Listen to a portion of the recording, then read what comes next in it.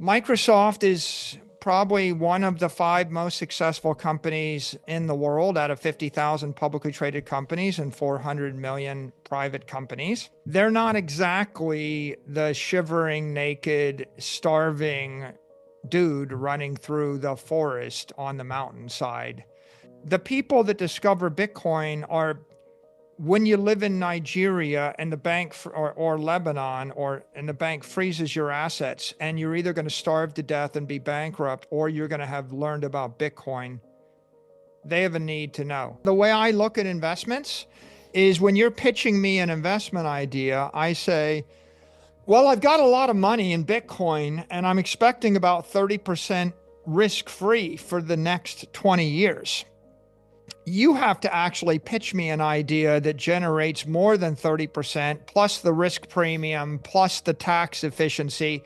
If you told me here's a thing that'll make me 50% a year, but it was going to be taxable, that might be 40% a year or 35% a year. And I'm like, well, after the risk, it's still not as good as my risk-free rate of 30%.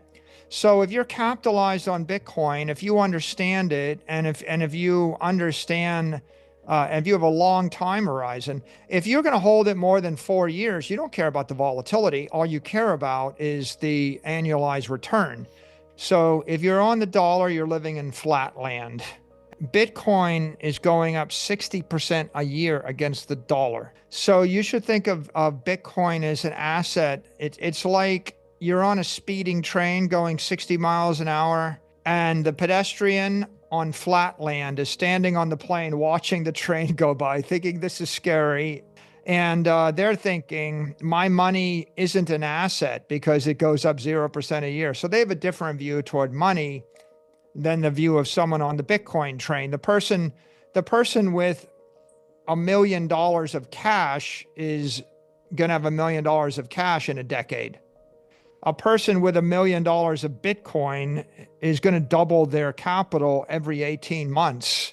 So Bitcoin is an opportunity for the new generation. It is the people that embrace new technology. They're either the youth, the 20-something to 30-somethings at the beginning of their career that have everything to gain, nothing to lose. And no chance, by the way, no chance if they stick with conventional technology. My advice to you is don't create symphonies. Mozart and Beethoven kind of did it, piano, listen to Chopin. They kind of did most of the stuff people want to hear. And so if you really want to make a name for yourself, make fame and fortune, you pick the new technology, right? And then the other group of people that embrace new technology are people in a war zone. Remember World War I, and we had horses and cavalry, and oh, that doesn't work.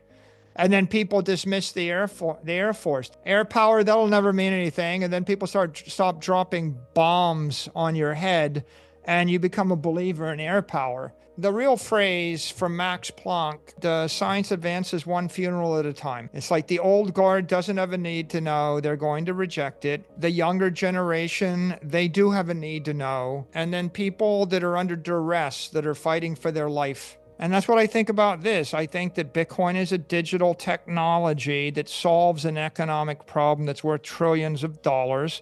I don't think it'll stop wars. People had wars after electricity and clean water. I'm just pointing out that Henry VIII dies of gout because he didn't have clean water. And of all the things that Henry VIII would have liked to have bought with all of his power, and he was the most powerful man in the UK, clean capital, clean money. Digital money, high frequency, programmable money. It is a protocol for prosperity. The most politically sound strategy is not to tell people that austerity is the solution or bludgeon them to death. It's just to introduce a new technology that delights and enriches everyone and spreads like wildfire. And I think Bitcoin is spreading like wildfire. Just like if it's a good thing, whether it's the internet or an iPhone or clean water or air conditioning or an automobile, you don't gotta bludgeon people. You don't gotta bark at them. The average person looks and they know why they want to drive in a car or fly in a plane or have air conditioning. And that is my contention with regard to digital capital. I think that the world's full of problems, but half of them are economic problems. And if you want to solve your economic problems, solve it with technology, which is egalitarian, utilitarian, right? That is nonpartisan.